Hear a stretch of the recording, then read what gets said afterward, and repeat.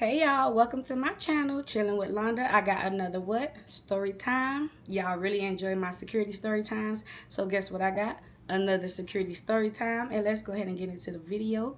But before all of that good jazz, if it's your first time clicking on my channel, welcome. Go ahead and subscribe, join the family, like my video, and don't be shy, leave a comment down below because that will help me grow. And let's go ahead and get into the story time, y'all. This happened after COVID, y'all. This was like in 2022. Yeah, like the middle of 2022, like July-ish, August, around that time. At this point in my life, I've become very mature. I had done security and slash hospitality for many years. I was pretty much over the security thing, y'all. But as I told y'all before, having a security license is always a good thing to have because you can always find a security job, especially if you work overnight. So I would apply independently, but at this time I was with the agency. So this agency would place me here and there, a little bit of everywhere. But this my last security job ever, they placed me at, I had an interview at this condo, and it's close to downtown Miami. It's one of those areas, it's like a very, I won't say touristy, you can say that, but it's where the residents has a lot of money. Like it was a 30 something floor sky rise. Next to it was other sky rises. Across the street was a big dog park. So it was constant residents walking their dogs, families, a lot of restaurants, Starbucks like on every block. One of those communities, very busy, very nice, you know. So I had an interview. They set me up. I agreed. The pay was okay. You're not gonna get rich doing security, but it was enough for me to sustain myself and pay my little bills that I had, and I agreed to the interview. So she gave me the information. I went to this interview. I dressed nice as I always do.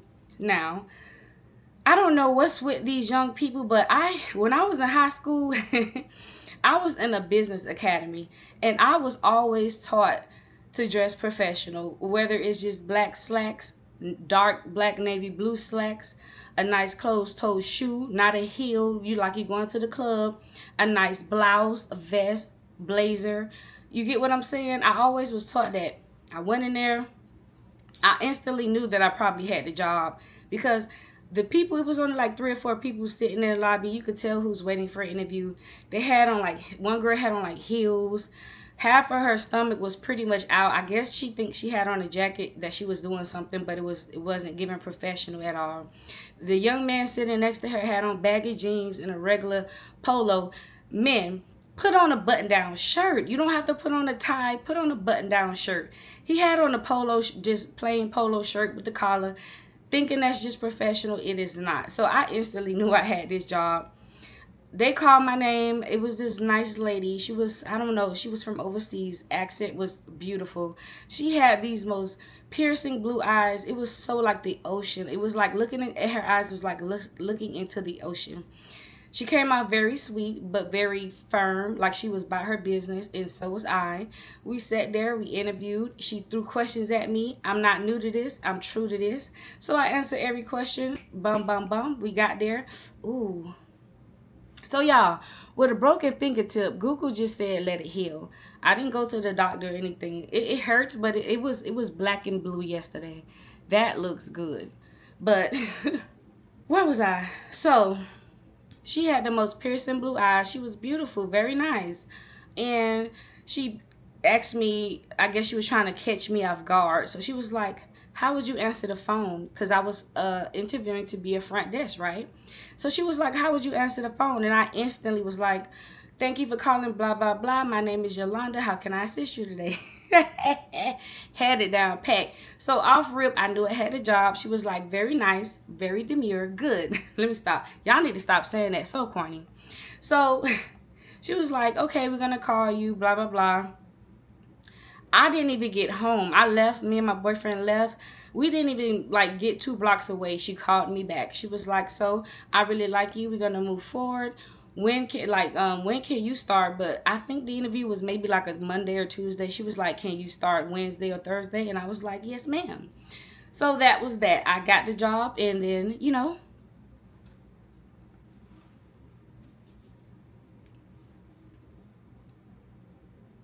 so working front desk there was very easy. I trained for 1 or 2 days. Very easy. All you had to do, people come in. it was a very nice condo, so you can't just let anybody in. When somebody comes to the front desk, ask them where they're going. Call that resident. Hey, Miss Doublebacher, you got Zach down here in the front desk. Is it okay to let him up? Yes or no? Like that, right? If you have an Uber Eats or a DoorDash order, you do the same thing. You call the resident. Hey, Miss Jackass. Sorry. I play too much. Hey, Miss J, whatever. Do you have an Uber Eats order? Yes or no? Simple as that, right? And then I had controls of the elevators. It was 2 elevators. I give them access to the elevators. Simple, sweet. Not much to the job. Now, although I was front desk for the condo, they had a separate security company. Like, so I would work my front desk, and I also had some securities down there that would assist me and do their job and roam the property and do what they had to do. So it was me and another company, right? So my first week working there, everything was nice. It was this Spanish girl. I'm gonna name her Alyssa. She was very nice.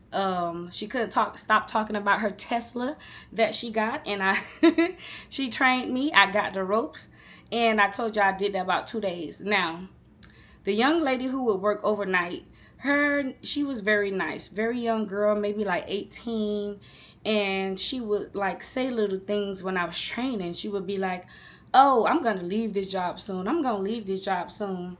And I used to be like, dang, why she wanna leave so bad? So she would, the next day I would go to work, and, I would see her for a little bit, and she would say things like, oh, Miss Lisa, she cussed me out today. She did this to me today. Now, if you have experience working in security, y'all know them board members, Them board members is number one. They do not care about residents. They do not care about their employees. Board members is number one, and they don't care about nobody, okay? So, I guess Miss Lisa was this lady that stayed in the condo, and she was a part of the board association, honey. And she was very rude. She would talk down to this young lady. Just very nasty, If you know, you know. So she would, like, present her displeasure with the job. She would say little stuff. So one night she was waiting on her Uber to leave because I had just, I don't know, we was leaving, exchanging shifts. So she was sitting there behind the front desk with me for a little bit, and she was telling me, she was like, I'm leaving, right? I'm like, what? She was like, yeah, Miss Lisa called me, and I forgot the situation, but pretty much something happened, and Miss Lisa dismissed her, pretty much told her she was wrong and do this and do that. So the young lady was talking to me, and she was telling me, I'm leaving this job, like, you're not gonna be here long. So me being experienced, I'm not gonna lie, I already knew what it was. She's young, she's saying things that I've already been through. I know about board members, these security jobs, working hospitality, they want you to kiss ass. I already knew what the job was. So like I told y'all, I was there for a good time, not a long time. One night, I'm now, this is weeks later, I'm working on my own, and it's almost time for me to go because I was working a 3 to 11 shift.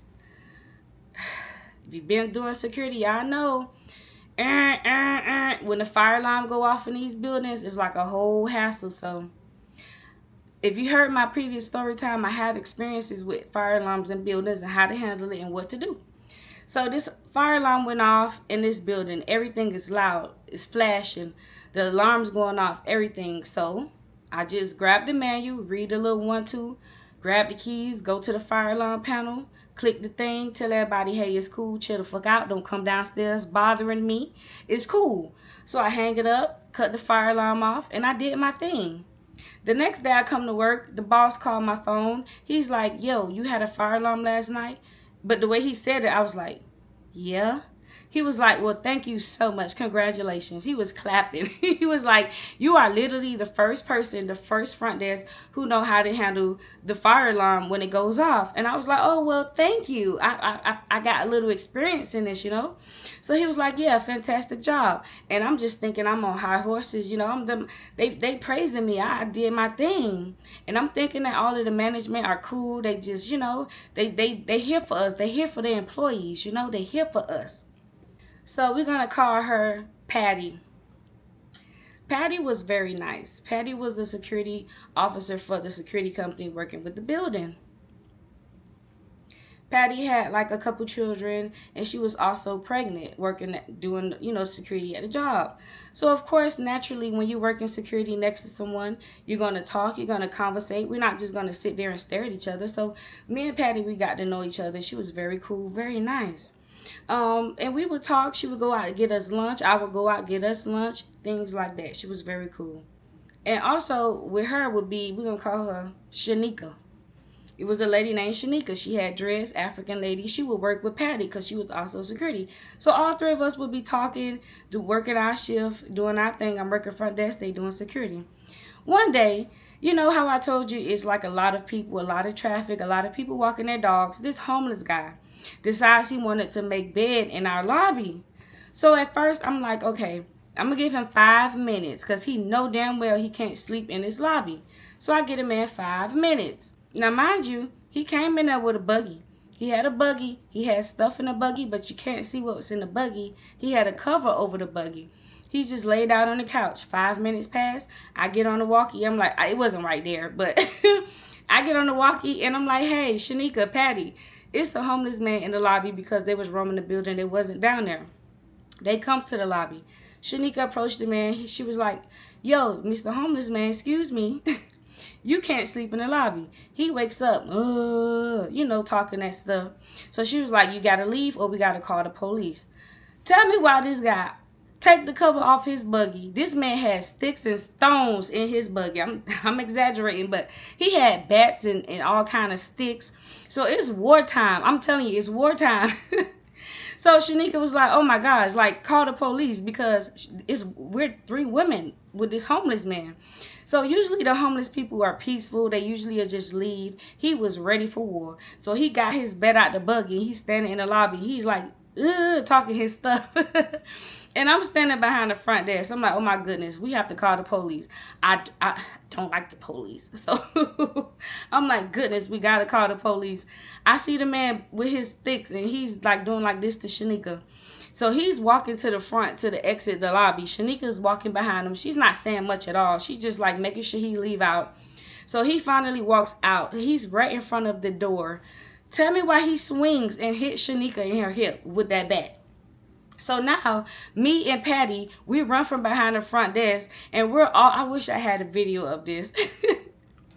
So me and Patty, we run to the front of the entrance where Shanika and the homeless guy fighting, because Shanika, she's African, she hood. She had him by the hair, and she, you know how black women fight, y'all, like y'all know. She got the man by the hair, and she woo, woo, woo.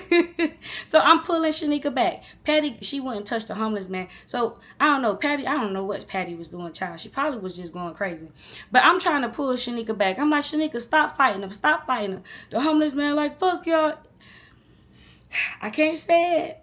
Well, I can say it. He's like, fuck y'all niggas. Fuck y'all. With the N, but with the ERS on the end. You know, it's different when you say the NIGGA. It's not really different, but it hit different. I gotta, ooh. It hit different when it's the NIGGERS. You know what I'm saying?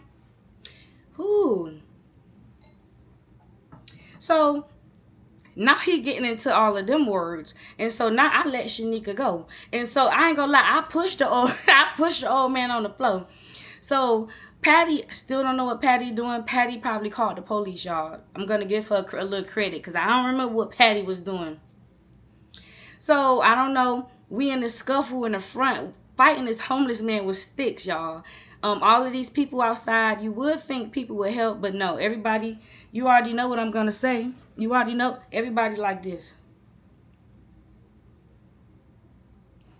So, luckily, one of our residents, he always would come down and, he had twin retrievers. He would always come down and walk his retrievers, and he was like a buff guy, very nice. So he happened to be coming down the lobby and see what's going on. He hooked his dogs up in the lobby to something, and I don't know, y'all, he went to work on that homeless man. He pushed me and Shanika out of the way, and all we seen was muscles and muscle shirts flying, and he was boop boop boop boop boop boop boop boop. Couple minutes later, the police come rushing down the street.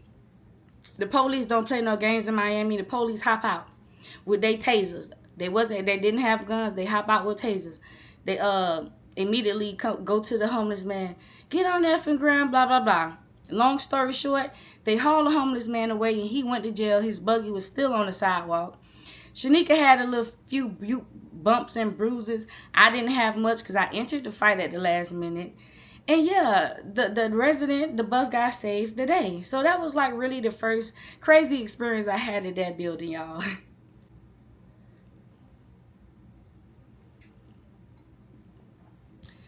Y'all ever, side note, y'all ever said something or did something to someone and y'all think about it later in life and and thought to yourself, you know you was dead wrong. I have one of those moments with Patty.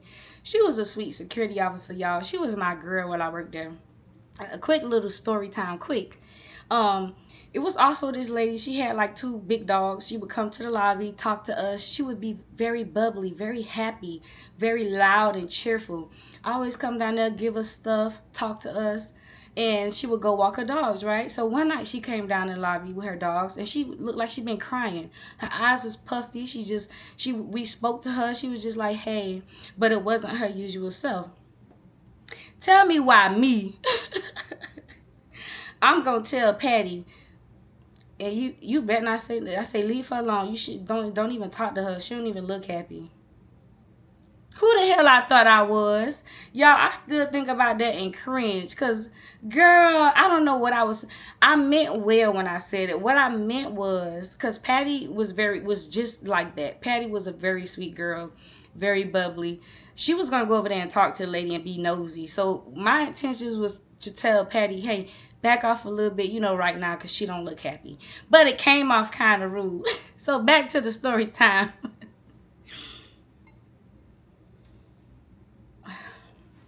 I didn't even tell y'all what happened to the young lady from the beginning of the story time. She actually did quit like 2 days later after I started. And y'all, when she quit, she came back. Like, she was in the area and I was working. She came in there to say hi to me. And she left off with telling me that she had cancer. Like, she just said it so nonchalant. She just looked at me in my eyes. She was like, yeah, I have cancer. And I almost teared up, and she kind of changed the subject, and we talked about something else, and I never seen her again. I still think about her. She was so sweet, y'all. And to just say that, like, it was like angelic how she said it. It was like peaceful. She was like, you know what I mean? I hope she's doing okay and healthy. God is amazing. I hope she's doing good. But yeah. So this is where it went downhill for me at this job. So another homeless person appeared to be homeless, a white lady, looked very dirty, hair tangly and mangly. She was like mumbling to herself. You know how they talk to themselves a little bit. She didn't have a buggy, but she had a couple bags on her shoulder. Just didn't look kept. And she would chill in the lobby. So, the security would make her leave and she would leave. But I noticed that she would keep coming to this property. It was like, what's with this property? So every time I seen her, I was never rude because this lady was very nice. Like, she appeared to be homeless, but you can tell she had a little mental problem, So I was very, very nice to her. I just told her, you can't linger in the property. You just have to leave, right? So one day I get called to the front, upstairs to the office. And so the managers, they're talking to me and they're like, this homeless lady you be having in the lobby, when she comes back to the lobby, make sure you write a report and you call the police and make a report. So I'm thinking to myself, like, y'all know me, I don't like the po-po, and why do you want me to call the police on this lady? Like, yes, she appeared to be homeless, but she don't cause problems. When we ask her to leave, she leave. So I was just thinking in my head. So he kept repeating to me, the guy who congratulated me on the fire alarm, he just kept reminding me, every time you see her, make sure you report her, take pictures, and call the police. Now, when he said this, I was like, I'm doing this. But in my brain, I was like, I wasn't going to do none of that. I was just going to tell her to leave, and that was that. So it happened again. She came in the lobby. I had the security make her leave, and I didn't make no report, y'all. So I got called upstairs to the office again. So they're talking to me, and it was like, well, her her dad stays in his property. They have a lot of money. They're rich. That's his daughter. She has a little problem and she stays in the condo next to us. She had her own condo, y'all. She just appeared to be homeless. And we're going through a lawsuit with them, so because she keeps destroying our property, she keeps coming in our lobby. And so while they're talking to me, I was like, bullshit. Like, this is so crazy. Y'all really going through a whole lawsuit and trying to put this lady in jail and get the father kicked out because she keeps coming in the lobby? So they still talking to me and they're like, yes, every time she come in this lobby, you need to take pictures, make a report, and call the police on her. And so I'm thinking in my head again.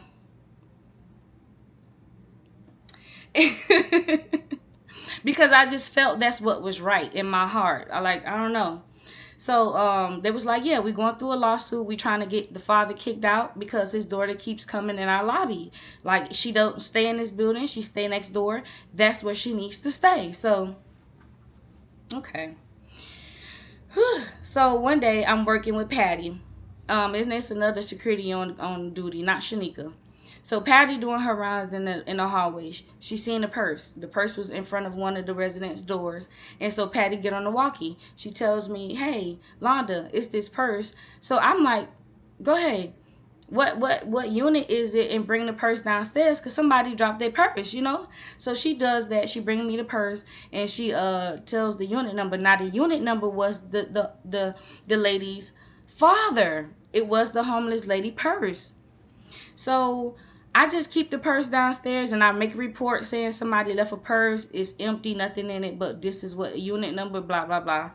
So I get a call the next day from the managers saying, Yolanda, did you find the purse? I'm like, yeah. I told Patty to get it, bring it down, and I made a report. So they was like, why didn't you call the police? And I was like, well, the homeless lady wasn't in the building. It was just a purse and it was empty. So they was like, so while I'm talking to her, I get a text message from Patty. And Patty messaged me. She was like, did they call you yet? And I'm like, yes, I'm on the phone with them. She was like, oh, because they asked me, did I find a purse? And did I know what unit it was? And did I confirm with you, which is me, to bring the purse downstairs? And she was like, I told him, yeah. So I'm like, why would you... I'm like, well, she did her job. I was just a little frustrated. But, so I'm talking to the managers and I'm like, no, I didn't call the police. So they was like, okay. So I go to work the next day. They call me to the front, upstairs to the office again. So, I'm talking to them and the fat one, he was like, y'all have to excuse me. When I call somebody fat, I know that I'm a big girl myself. But when I refer to somebody fat, trust me when I say I'm referring to somebody look like they're over 500-600 pounds. Usually they're miserable fat people, ones who wants to like think they have a little power and they just could push their weight on other people, or fat people who just entitled, who deserves to be called fat in the situations. Like, like, I don't just go around calling people fat because I'm a pepper myself, but he was real round like a meatball. And he did me real dirty. So, yeah. So, he's talking to me and he asking me what happened. I told him what happened. And so, he asked me, he would say, so did you tell Patty to bring the purse down to you? And so, I told him, I said, yeah. And I forgot, but I bold-faced lied to this man. He must have asked me, did he see this lady one of the days in a week? And I did. But I told him I told a bold-faced lie. I said, no, I didn't see her. And when he looked at me, he knew I was lying to him. But, it's like kind of one of those things, like, I don't care. I'm not going to get this lady arrested because y'all going through a petty lawsuit with her dad. Her dad stayed here. I just thought it was so berserk. I thought what they were doing to them was so wrong. And I just couldn't do it, y'all. I couldn't do it. So that passed on. I already knew he didn't like me anymore from that situation because he wanted more proof of her being in the lobby, and I wouldn't give it to them. I would not help them go to court and sue this family or whatever the case was. So I instantly knew that he did not like me anymore, or whatever the case may be. So I can go on and on and on about this job, but this is what did it for me. So remember how I told you about those board members and how they're entitled and think they're always right, and they don't give a squat about us employees, not worth the damn, right? So Okay, so that passes on. I kind of avoid management because I kind of see that they don't really like me anymore because I wasn't on their side with this homeless lady. But we're going to move forward to like a month or two later because I was only there maybe 3 months at this job. So I'm working one night and I got a report. I got a call. Somebody parked into a parking spot. You know, when you stay in these nice condos, you have assigned parking spots. So somebody was parked into a parking spot that didn't belong to them. So one of the board members, actually the president of the board member, it was his son who called me. So I'm working. It was his tone, how he spoke to me on the phone. So I answer. He's like, yo, it's somebody parked in this parking spot and they need to move their effing car right now.